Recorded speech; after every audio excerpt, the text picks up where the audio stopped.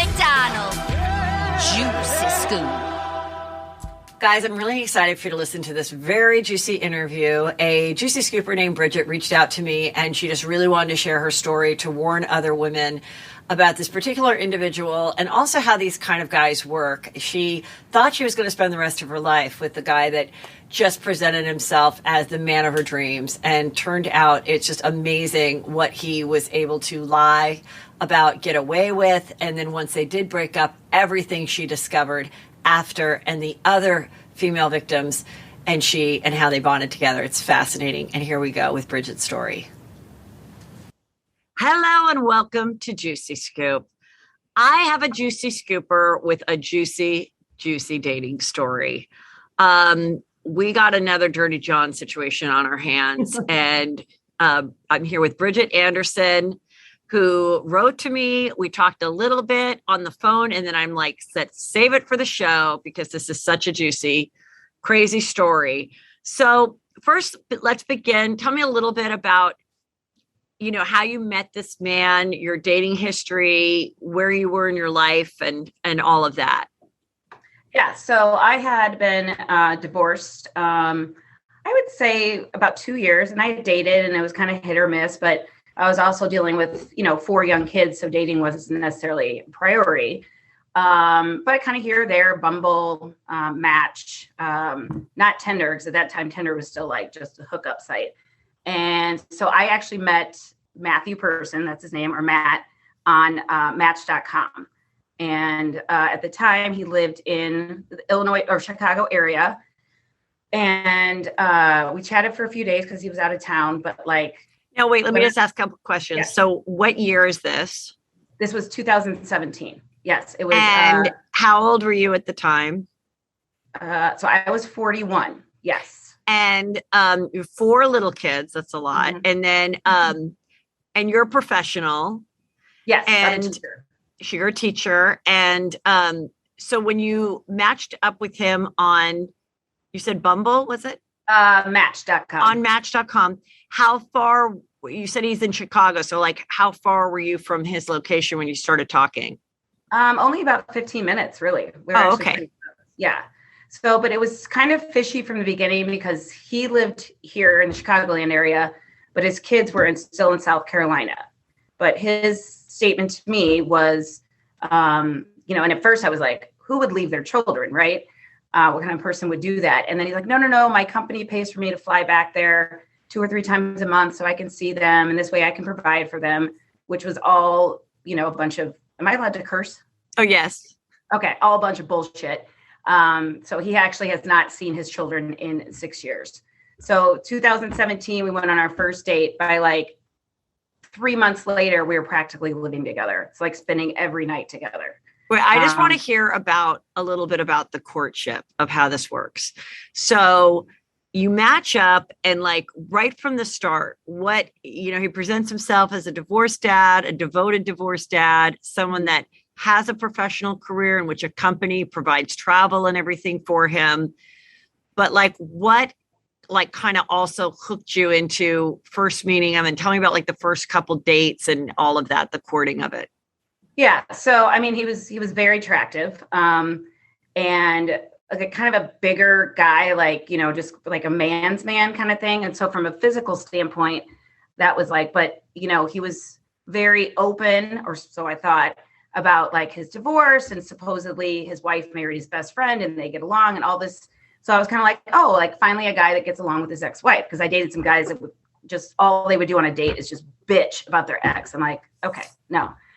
So our first date, we went out for sushi, and then like at the end of the date, like we had a great date. He wouldn't even kiss me. He's like, no, you're too special for that. Like, yeah. And so things went very quickly. I think again, like within like 2 weeks, which I had never done, he had met my kids, and I had never ever done. Yeah. And it's just like, and it was kind of like, he was giving me this like kind of almost like he's going to swoop in and save me. Not that I needed to be saved. Like I was, financially secure. I own my own house, all that bullshit. But I think from like a standpoint of like, I don't have backup. It's just me. kind of thing. So like, tell me some of the things. Is it like he's fixing stuff around the house? He's offering to get you stuff? Like, what is the things that was part of like the love bombing that really sucked you in into thinking like, finally somebody gets me and this is the perfect person? Yeah, like tons of the flowers. For instance, like I think it was 2 weeks after we first started dating, I was going to Louisville to do a full Ironman. And I had a lease car. He's like, hey, take my Range Rover, like, take my car. You can put the miles on that.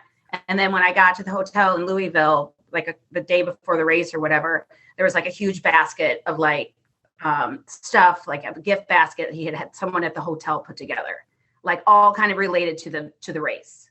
And I was thinking, oh my gosh, like he let me have his car and he's thinking ahead and he's so romantic and all this stuff. And he'd even called the hotel to pay for my stay there, like things like that. Like he was swooping in to like, just show like, hey, this is, going to be as good as it gets kind of thing.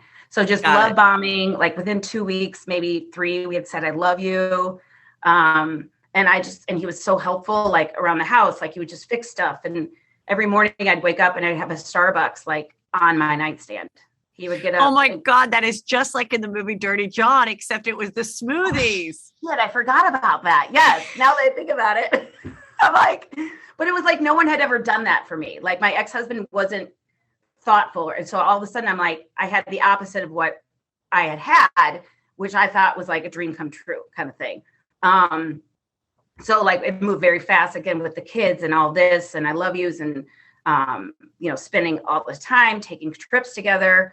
Like him paying for everything. And even though I could financially, like, he's like, no, babe, I got this. It's like that whole like savior thing. Yeah, just like spending money, just like give me a Louis Vuitton bag, like all this stuff. And, but then, so I was like, this is it, and he used this term, and I might've seen it in my interview, like he would say, you're my last first kiss. Which meant like, I'm like, oh, I'm finally done with this bullshit of dating.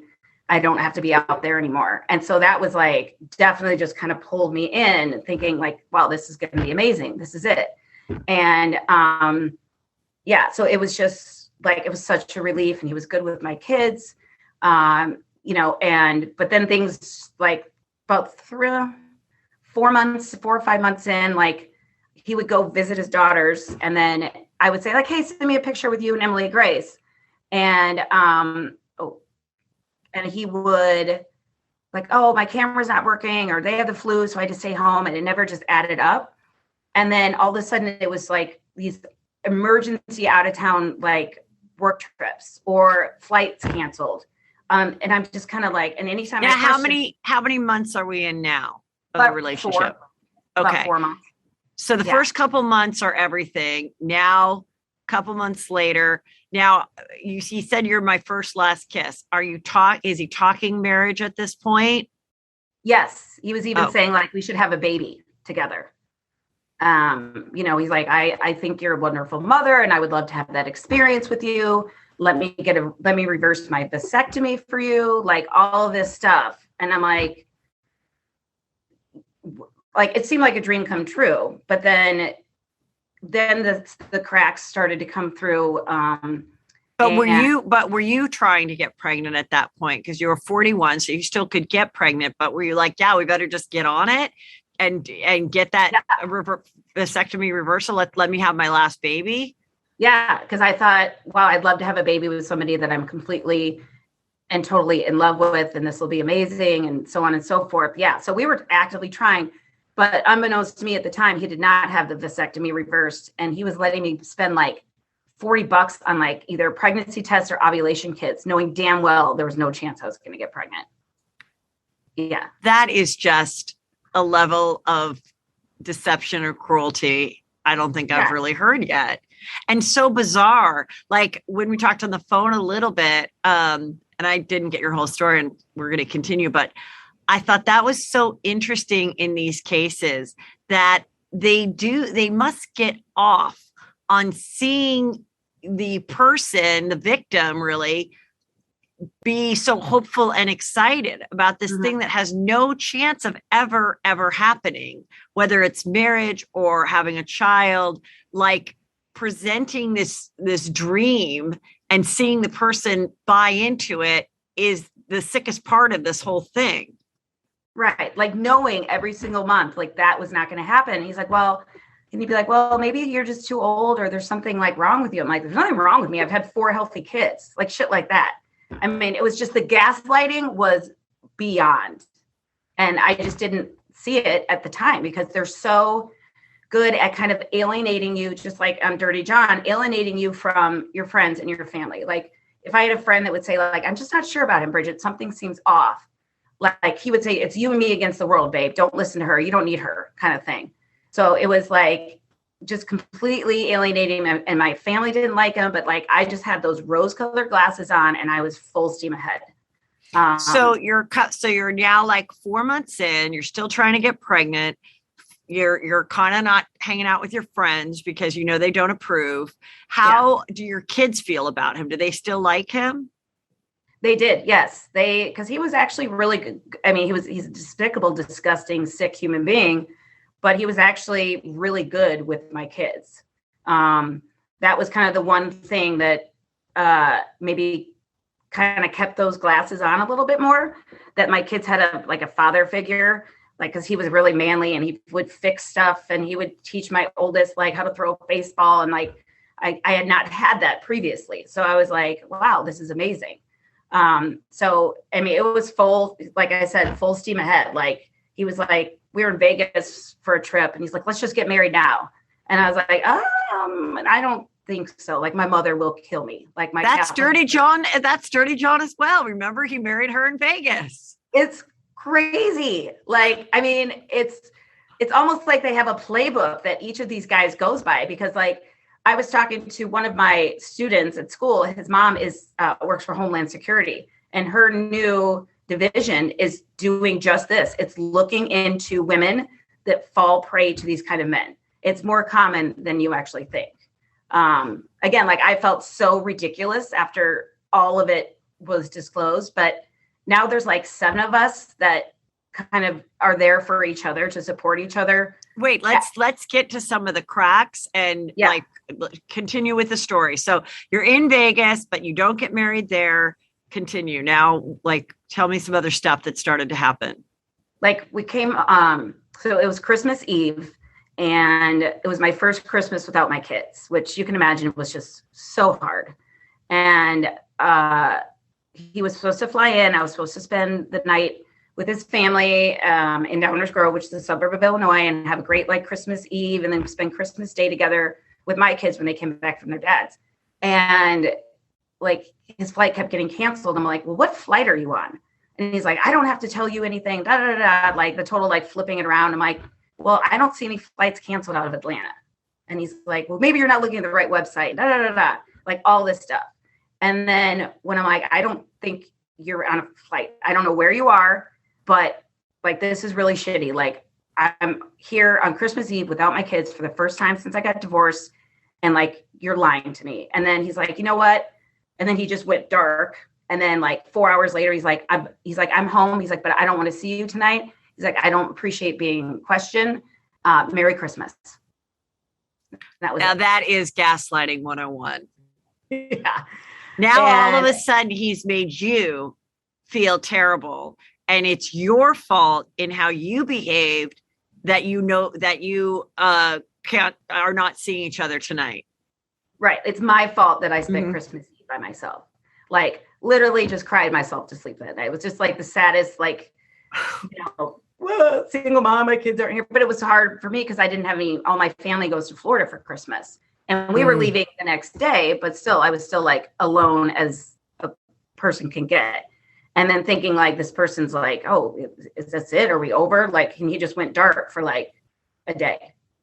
And then all of a sudden he's like, he just stops by the house, and because we were supposed to go to Florida together, and he's like, are we still going? And I'm like, I don't know, like what's going on? And he's like, well, let's make this work. You just have to trust me and all of this stuff.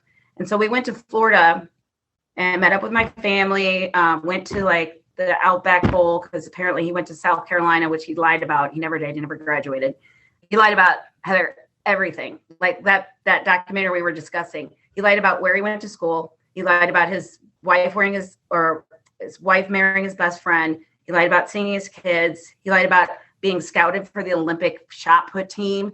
I mean, just keeps going. Like I know it's always so crazy when with pathological liars, when they just do lies that had no point to the story. There was no reason. You wouldn't like him any more, any less if he was up to be a shot putter or not. Oh yeah, and like him and Darius Rucker were like best friends because Darius Rucker lives in Charleston. He's like, yeah, our kids play together. Like, you know, wagon wheel. Like he and I used to belt it out in the backyard. I'm like, and then later I found out, I'm like, you're so full of shit. He hated you.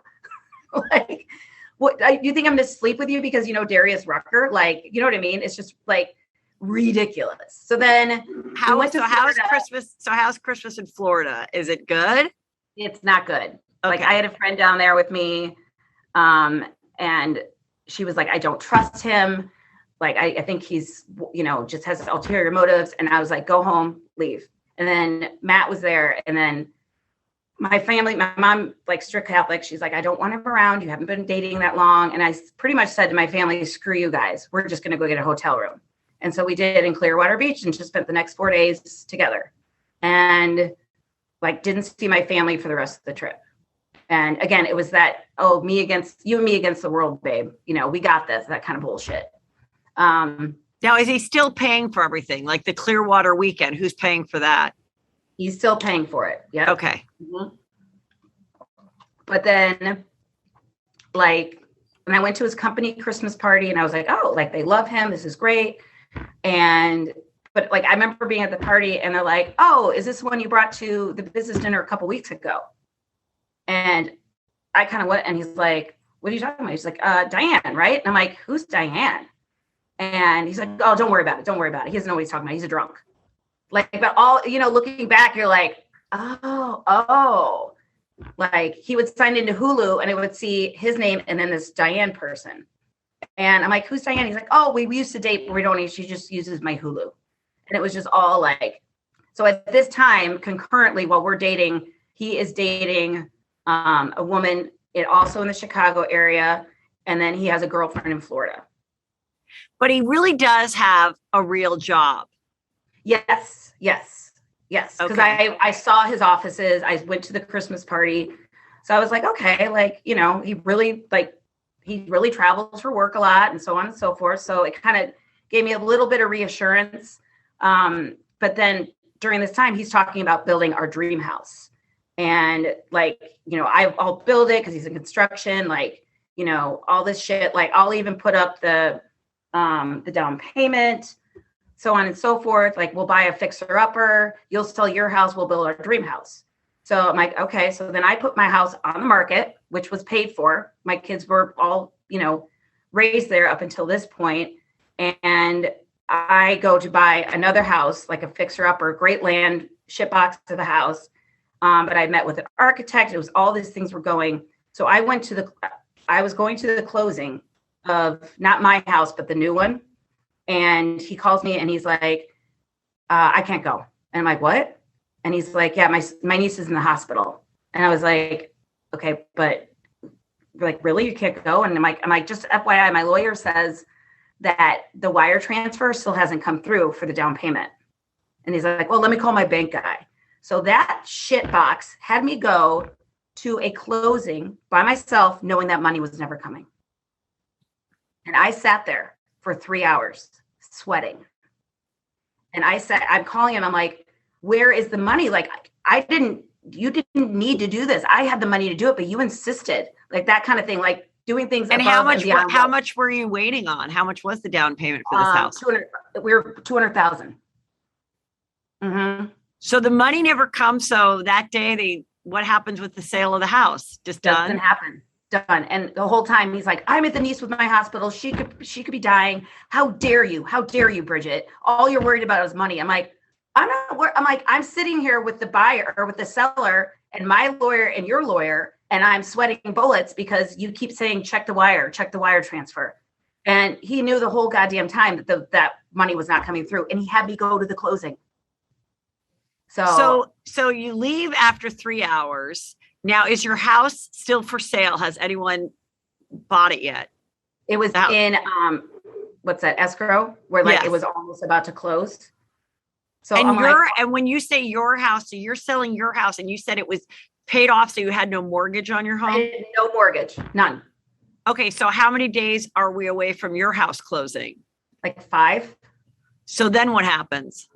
So then I was like, what am I going to do?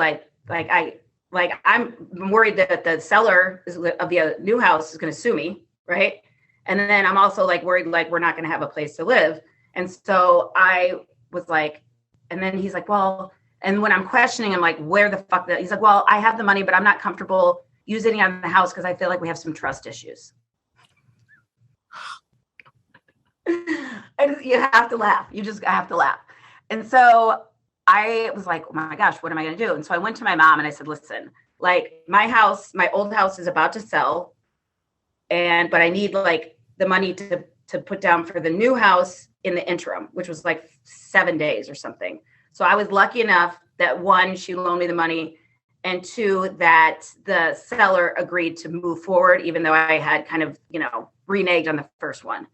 So I buy the new house with the expectation of completely remodeling it because I had paid $3,000 for architecture plans. And we moved out of that house into the new one, which was tiny, but just for the short term until we could, like get a rental and then start building the house. But in purchasing this house, is he on title or is it just you? Just me. Thank God. Yeah. Okay. I know. Right. But I find out later, I mean, maybe it would have been 6 months later, that the day of the closing, he called my title company and said, there's a change in the bank account that the money needs to be wired to. This is the new bank account number. So the sale of your home, he called and said, once it's closed and whatever house, how much your house is worth, how much was it? Are we talking? $650. $650? Mm-hmm. And so they were smart enough to contact you and confirm I know, this? nobody ever told me. They're like, well, this needs to come from Bridget. Okay.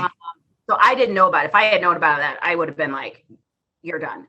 But so they're like, well, she can call us and she can get a notary public, or however you say that word. And she has to sign something saying that the account information she has given us has been modified. But had someone been sweet talked by him or not good at their job, you could have been out $650,000 your entire life. Right, my entire nest egg. And so what I found out talking to previous victims, like he's got a short game, he's got a long game. His short game is pawning your shit and like using your credit card numbers to buy stuff or whatever. But his long game is sell your house. Let's build our dream home. His long game is he's done this to 6 women. 5 of whom have sold their houses and he's tried to get their money. Has he gotten any of their money? No. He's never gotten any of their money, but he has certainly tried.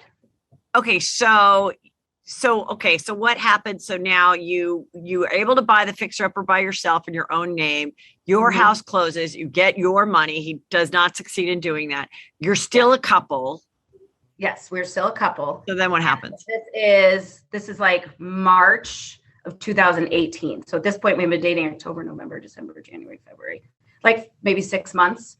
But still like, I was so angry about some of the things he had done, especially the closing, because that was probably one of the worst afternoons of my life, to be perfectly honest. And so, but we were still like making it work. His travel started to increase.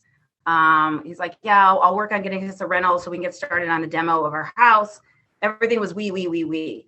And, but then suddenly like he was gone for longer periods of time and just goes dark kind of thing. And again, if your gut tells you something, it's probably right.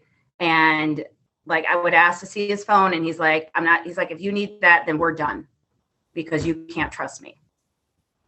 And then in April of 2018, I get a phone call and the timing was horrific. I get a phone call. I was walking into court to fight something with my ex-husband about custody. I can't even remember what it was about. And this woman says, it was like from South Carolina area code. And she's like, do you know Matthew Person? And I said, yes, why? And she said, I've been dating him for the last 3 months. And at this point, how long have you guys been together? Like 6 or 5 or 6. And what did you say to her? I was like, what are you talking about? I'm like, how did you even get my information? She's like, he left his suitcase here and he used your luggage tag, which has your phone number on it. And yeah. And then he proceeded to backtrack and say like, she's crazy. It was just one time, blah, blah, blah, blah, blah. And she was a little cuckoo. I mean, you could tell just from my conversations, even though she was telling the truth, she sounded, so we were supposed to go to spring break with my kids. And I'm like, I'm not going with you any longer. He's like, take the house. You guys just go, like, you know, you're done with me. Just throw me away like garbage. And I'm like, you've been screwing around with me. Like, and at the time, I didn't even know how many more there were. I just knew of this one woman. And so that's the one woman. And then, but was the Diane name coming into your head too? Were you curious about her? I was a little curious, but like anytime I asked him, he's like, that's in the past. It's like you and me, you're my true love, blah, blah, blah. Like would feed me just the perfect stuff. And I can't believe I bought it, but I know now he knew exactly what he was doing. So we go to Florida, like, cause he rented a house, me and the kids. And then he shows up just begging for forgiveness. Like, please, like, I love you. It was a mistake, blah, blah, blah. And I stupidly took him back. And we had a great week in Florida on Anna Maria Island, which I never want to go back to just because it's filled with memories of him. And I was stupid enough to take him back. And he said he cut off all ties with this one woman. And then again, the summer kind of proceeded, but things started to not add up. Like all of a sudden, like his credit card was being declined or they were sending him a new one because it got compromised. And at this point, unbeknownst to me, he had been fired since April from stealing from his company. He stole. And what was his profession again? What was his job? He was at construction management. Oh, and so they caught him stealing. How much did he get stolen? Almost $100,000. Yeah. Oh my God. Okay. So how did you find that out? So I was at school. So fast forward to September of 2018. And you're still together. We're still together. And where are you living? Where are you living now? We were still in the small house because the rentals kept falling through for us to move into. So you're still in the fixer upper that you own. Mm-hmm. Okay. So I left a beautiful 5-bedroom home for this rundown, tiny house with 4 kids and a dog. It was a nightmare. And so, but then like it just, I was like, we need to get out of this house. We need to start construction. It's going to take almost a year. And it was always like, well, when I get back from this trip or when I do this, it was always, but then all of a sudden I think he was panicked. And that's when he started pawning all of my stuff. What type of stuff? He pawned my engagement ring. So that was like a ring that you weren't wearing, like from your first husband, you mean? And so you like didn't check your jewelry box. Who knows how long it had been gone or? Well, this is like, he's like, because he was planning on designing a ring for me. And he's like, can I have your ring so I can take it to my jeweler to have it sized and figure out what else we could do with it. So I knew the ring was gone, but and then like a month goes by. I'm like, where's my ring? And he's like, oh yeah, I need to stop by there. I'll do it tomorrow. Like just pushing me off. And then, but then looking back when I had moved and we kind of had just like these guys, like randos kind of moving us because it costs so much money to move. And like Xbox was missing, Apple TV, all this shit. And he's like, they must have done it. Like he was pawning anything and everything. He even tried to pawn my ex-husband wedding band, which wasn't worth anything. So fast forward to September 7th, because I'll never forget. I was at work and an unknown number came up and I just, ignored it. And then they left a message and they're like, we just took Matthew Person into custody at your house. Please call us back. And I was like, what? So I called and I was like, what are you talking about? And they're like, we've been trying to meet with him for months and he keeps evading us. And the address he gave us is not accurate, or the address he gave his company. So we took him into custody for theft from his company. And I'm like, well, what do I have to do with it? And they're like, well, that's how we found him. It's like through your social media and stuff. And they started tracking me, and then they were tracking him as well. So when they saw me leave for work, they went in and got him. And then they come to my work, and I went off campus. Like, obviously I'm not going to, and they had a stack of stuff like this high of stuff he had stolen from the company and from me and from this woman, Diane. I mean, it was this thick. And at that point I was like, just sick, just disgusted. So I went home and I just tore through all of his stuff. And that's where I found pawn receipts, credit cards he had opened up in my name using my social security number, in excess of almost $70,000. Are you responsible for that or no? No, I wasn't, but it took a long time to clean my credit up because he was opening up these credit cards, but then not paying the balance. Right. So he had like hidden, like he's like a hoarder. He had hidden all of this stuff, like all the credit cards, the pawn receipt, all of it. What kind of stuff was he buying with your card? He was buying he was essentially spending it on another woman, 2 other women. Like, I think his pattern was steal from one woman, spoil the next one until like I run out of money, steal from her, and then so on and so forth. Because that's been the pattern for like 20 years. If you look at all of his past victims. Yeah. So, okay. When you were living together all summer in the tiny house, would you ever like bicker or fight? Like, what was the vibe between you during that time? Because I mean, for any couple that's even happy, I would think with 4 little kids, a dog, and like a crappy house, it can't be all lovey-dovey all the time. And you guys already have cracks in the foundation. So what was that vibe like during the summer? It actually wasn't bad, only because like my kids are with me only 50% of the time. So he would kind of schedule his work trips, by work trips, meaning going and fucking other women. Sorry, Mom, if you listen to this. So he would be gone when I had my kids, and then he would come back and we would maybe go on a trip, or we would go into the city because my parents have a place in Chicago. So like it was actually a really nice summer. We would go to the pool because I'm a teacher, so I was off all summer. It was great. So when I didn't have the kids, we were living our best life, but then he was gone when I didn't have the kids. Or when I did have the kids. Okay, so it all comes crashing down. Diane was already on it because she'd already obviously talked to the cops as one of the victims. Found out the same day that I found out. Oh, really? Okay. They went to her, and then they went to me, and then we both found out. And so when do you start like talking to other victims and really digging deep? So I called Diane that day, and we both couldn't believe like he would use the same stories, quotes, all that bullshit. Like, I guess to keep everything straight, he had to have the same like MO, right? And then the police officers had given me the names of 2 women that actually were able to get him in jail for theft, but his family found a way to get him out because they keep aiding and abetting this shitbox behavior. And so I get in contact with them. So at this point, there's 4 of us, and then the other chick that reached out to me that I had forgiven Matt for cheating me with. So there was 5 of us, and all of our stories were exactly the same. Successful women,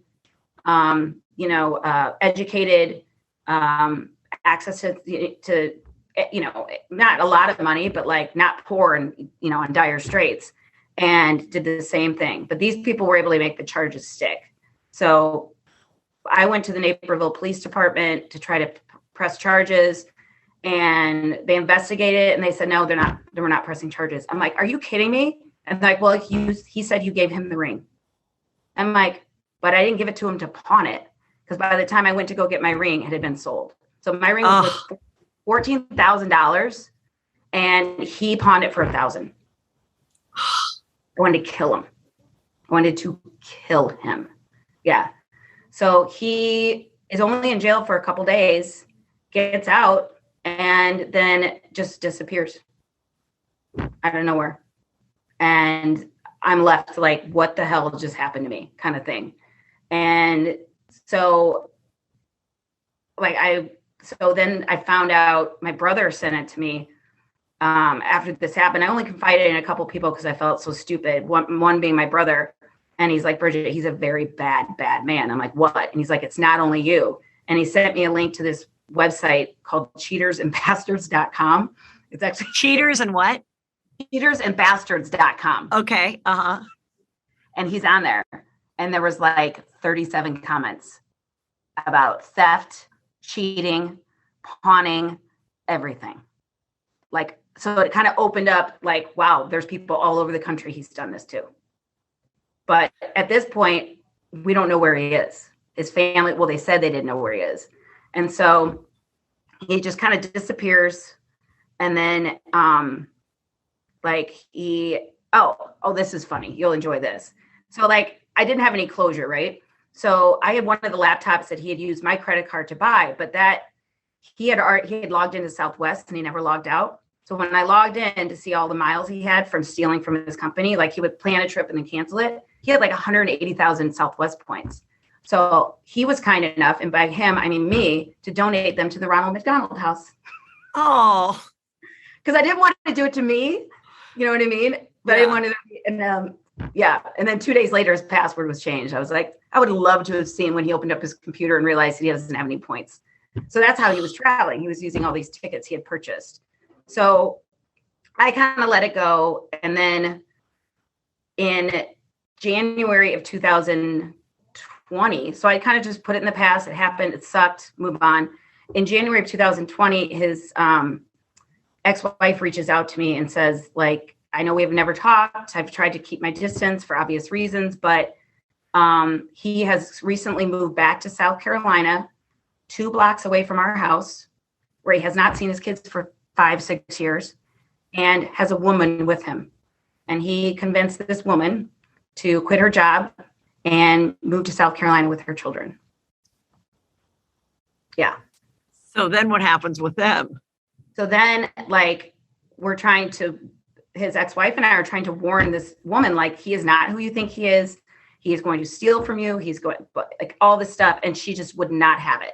She didn't believe any of it. So I knew that he had a warrant out for his arrest in South Carolina. So I called the sheriff, like, when I found out where he was, and they said, we're not taking in nonviolent because of COVID. So then, God, I know. So then, like, 2 months later, I thought, I wonder. So I called again, and they reissued the warrant, and then they sent in a SWAT team to get him. Yes. So he was arrested in South Carolina in January of 2020. And I guess he stayed in jail for like 3 weeks. And then I guess that was time served or something. So they let him go. But then Texas had an outstanding warrant. So they extradited him to Texas. And were those for crimes against stealing from other women and people like that too, or different? No, his new thing was cars. He was stealing cars. Oh. So he had stolen 2 cars in Texas. So he was extradited to Texas. They let him, as somebody paid his bail again. We don't know who. And then he skipped town from there. And then. So what about the woman in South Carolina? So then she was left brokenhearted as well? Screwed. Yes. She's screwed. And did she ever come around to believing you or getting on? 100%. Yep. I talk to her almost every day. It's a bad little, like I mentioned the other day, it's a bad sorority that I'm in. But like, it's nice because we, like, all of us are smart and we're like, how can we do this? But we understand he was a master manipulator. Like, he's Dirty John times 10. I mean, because he was actually smarter than that guy, because he's so freaking smart. And I always say, like, it's too bad he didn't use his powers, meaning his intelligence, his creativity, like all of that for good, because he could have had a very lovely life. You know what I mean? But he chose. Now, has any of his crimes involved any violence? No. And that's kind of why, like, my significant other doesn't want me to do this. Like, he's worried that he will retaliate. 1, I'm not scared because he's still in jail. And 2, I think he's too much of a pussy to do anything. Like, he's never, ever done anything violent to anybody. So what prison is he in now, and what is he serving for or waiting on? Right now, he is in prison for, in Fulton County, Georgia. That theft is for attempting to steal a Jaguar. But then there's also a warrant out for his arrest in Texas for stealing a car. There's a warrant out for his arrest in Illinois for stealing from the woman that moved to South Carolina. And then and there's a warrant out in Nashville, Tennessee for car theft at an airport. And then the last one is a warrant for stealing from the latest victim in Ohio. It's crazy, like nuts.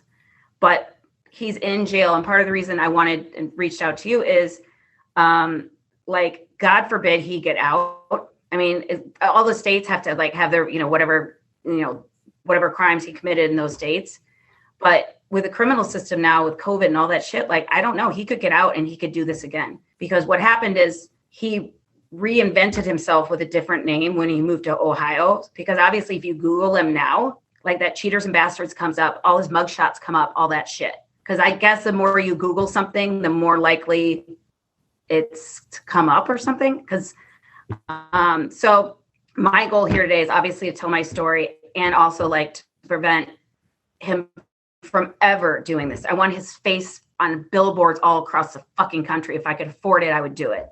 Yeah. And then so wait, yeah. so he does have one ex-wife that you know of, and that's who you talked to. And so he actually had children with that woman, the girls that he talked about. Mm-hmm. Yes. Yeah. And what was her life being married to him? Was it like, horrible. Was he good for a while, or he was always cheating and all that? I think he was good for a while. And I think kind of the same thing has been his pattern. Things start to kind of unravel.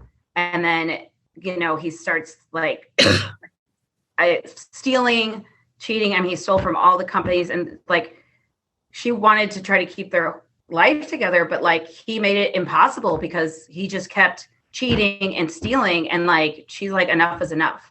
And, so she divorced him and luckily married a lovely man who she deserves and who is amazing to her, amazing to her girls. So, but then now he also has an ex-wife or a current wife in Texas. And this one refuses to hear anything we have to say. She's still supporting him. So he has one wife that he's currently married to that's like sending him money to buy, food in jail. Yeah. Mm-hmm. And she knows everything. And so she came obviously after you. She was right after me. And then there was the one woman from Chicago that moved to South Carolina.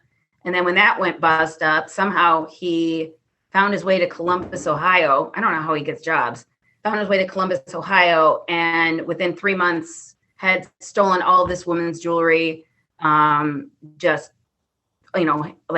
thing that sucks is like family heirlooms that you can't ever replace.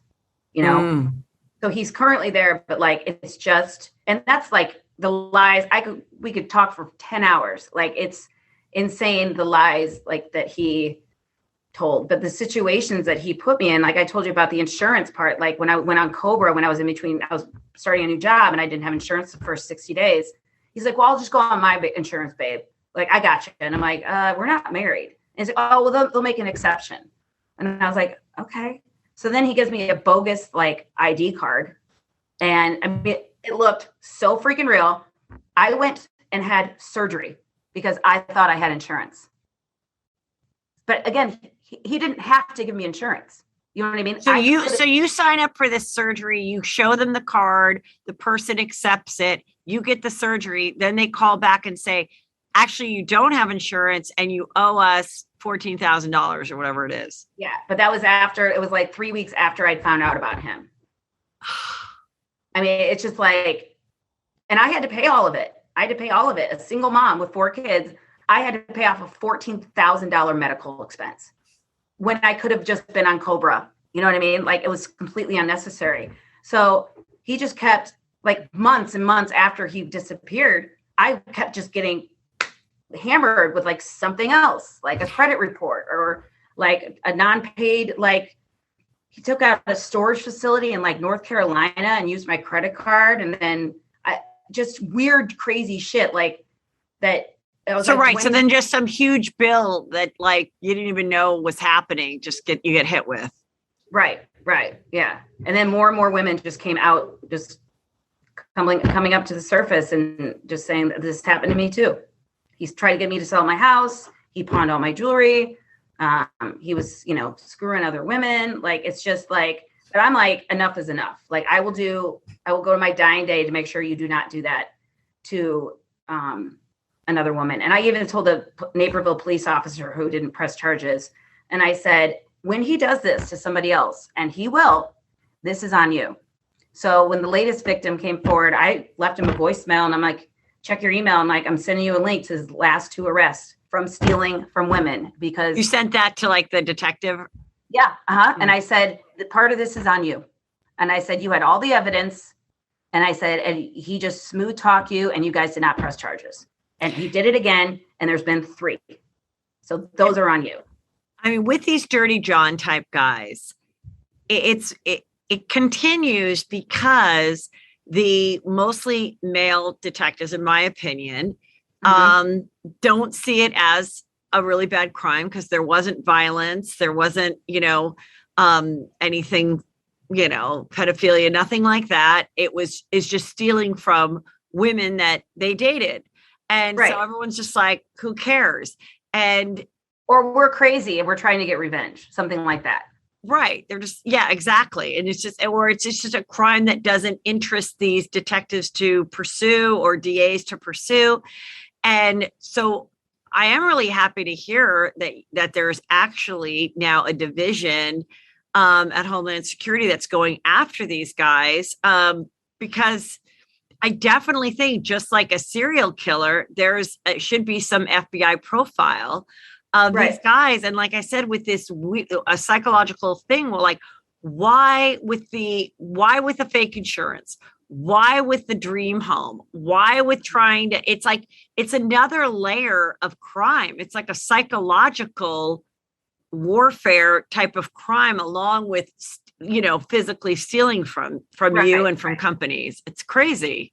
But who would lie about getting a vasectomy reversed and then let that person, like, every month be like, I mean, it's sick beyond anything. And like, when I even tell this story, and I don't tell it to everybody, but like, because at first I had a lot of shame. Now I realize it wasn't me. It was him. He's a criminal. He targeted me.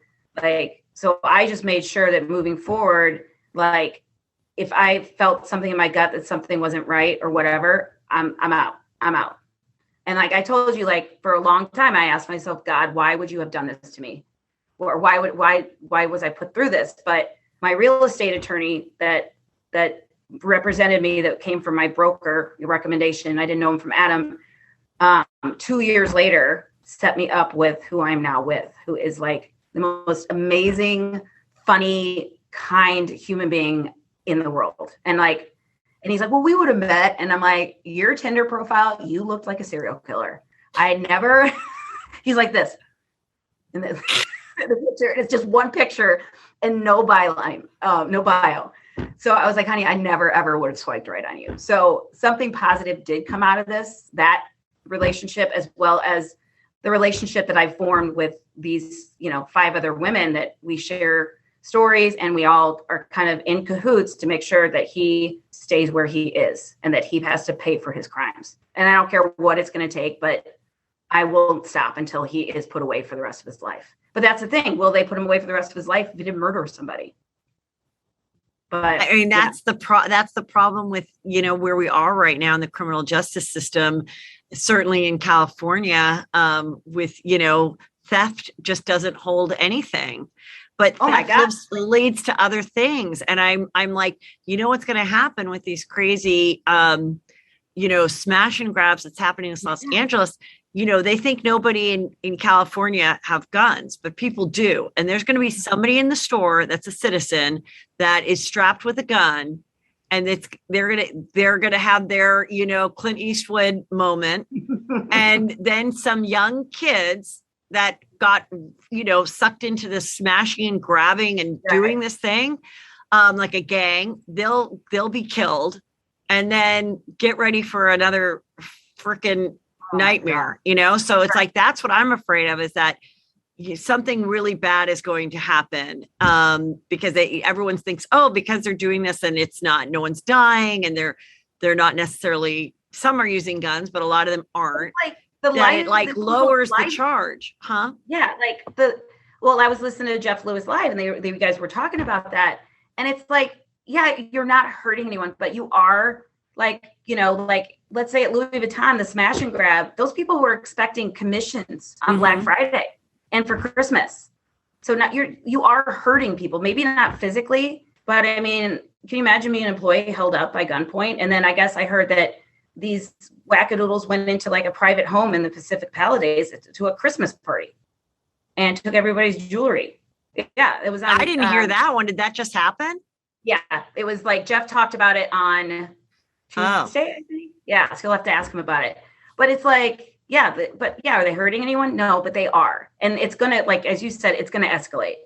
Like, it's like a drug user, it's like your gate hole theft. And then what's next? It's a gateway crime. Yeah. And same with this guy, So, I mean, hopefully someone's going to take a real interest in prosecuting him. And, the other thing of the reason you're put through this is because you got to meet me and be on Juicy Scoop. That's the best part of everything. Forget about the love of your life. Come on. I know. I'm like, oh my God, I'm calling Heather McDonald. Oh my, it was just so weird. And I told a couple of people at work, they're like, chick from Chelsea lately. I'm like, yeah, they're like, bullshit. I'm like, I swear to God. I love it. Now when you come to Chicago next year, I'll be I'll be front row and center for sure. Yes, absolutely. And I definitely will be always coming back to Chicago. Yeah, for sure. Well, thank you so much for having me on. I really appreciate it. Tell everybody his name again. So Matthew Person. And then we'll share like on my social media and maybe at the end of this video, the Bastards and Cheaters website. Everyone should familiarize themselves from. Study this guy along with anybody else on that. Which is hilarious, by the way. The shit that's posted on there is like legendary. Yeah. And it sucks because when women do feel like, oh, I feel so stupid. And, and my husband was like, what about Dirty Janes? And I'm like, there probably are Dirty Janes. But the thing is that when a man is pursued or, if it gets with a woman, I think they financially know that they're going to be flipping the bill. And then if the woman does do some more sophisticated way of stealing from them, like this Dirty John type guy does, they're like, oh, well, like that's on me. And I don't think they report it. And again, they probably get less attention from the police than even the women do, because the probably mostly male policemen will be like, well, boo-hoo, loser. Like, what did you think? Well, look at you. Why do you think this girl was hanging out with you? Like, so those guys that go, okay, hey, dude, you should have just gone to like a sugar daddy website or whatever. So and I think with women, they pick women that have had successful relationships and are looking for someone good. And it's a normal match. It's like he's age appropriate. You guys look like a couple together. So you're like, well, why would I think that this was anything but who this person is presenting themselves to be? And how is anyone expected to fall in love if all of a sudden on the first date, they're like, let me see the background check. Yeah. Let me do a background check. Let me see everything. Let me talk to everybody. Let me, and then also how does that takes away the fun of being pursued and being in love. It's just a very hard place to be, as great as online dating is and ways to find people that to meet. And I think so many people have met their soulmate from it. There's also this awful aspect, just like iPhones are the greatest thing in the world, but they're also such a great way for people to cheat, and have other ways to communicate with people without their wife knowing, like they might have not gotten away with it, 20 years. Like with Snap, like I know people that have cheated on their spouses and they use Snapchat and not text messages because it disappears. Like 100% agree. And like going back to like feeling stupid, like, the show that Amy Phillips has on reality. But when the whole Dirty John thing was going on, like the hype, like her and Alyssa were just like ripping any woman that falls for this. And I was like, I'm not a person that calls into radio shows, but I'm fucking calling in. And I just like, I kind of was like, listen, you need to have it show a little bit more grace. Like we are victims. Like, I have a master's degree in elementary education. I'm not a stupid woman. So you can't just say anybody that falls for someone like this is an idiot, because I'm not. And also by saying that, now we're shaming people like yourself that, you know, could really be a voice and help other people, get over it, look for love again, see the bright side of it, but also warn other women. And that's being a good citizen, you know, by sharing your story, you're helping out, you know? Yeah, I think it's great that you shared your story. Well, thank you. And it. Bridget, I'm glad you took the time out. I will see you in Chicago. We're going to share his information. Beware. And if somebody else has a story, you know, feel free to contact me the way Bridget did, because I want to expose these people. And you're not, and for those women, you're not alone. You're not stupid. It's not something you did. It's you were in the wrong place, the wrong time, or the wrong website at the wrong time, or whatever it may be. Because all of his victims he's found on dating websites. So yeah, and I'm sure he was on all of them too. Yeah. Oh yeah. Well, one of his Tinder profiles hilarious. It was a picture of the two of us, and I had been scrubbed out. I was like, hey. I mean, when I saw after the fact. That can't be good for a Tinder profile either. Like, people shouldn't be scrubbing out the ex-girlfriend. Out the person, and you could see part of my hand like on his chest. I'm like, you're an idiot. Oh my God. Well, All right, I'll let you get back to teaching. Thank you so much, Bridget. I appreciate it. Thank you. All right, keep me posted. Thanks so much, you guys. Again, go to heathermcdonald.net to join Patreon. There'll be a new episode on Friday, as always, plus bonus episodes. And you get access to every single episode I've done in the last, I think we're up to 3.5 years now. So many episodes there just waiting for you to listen to. Also, go to heathermcdonald.net for tickets to my show at the Tempe Improv, February 4th and 5th. Thank you.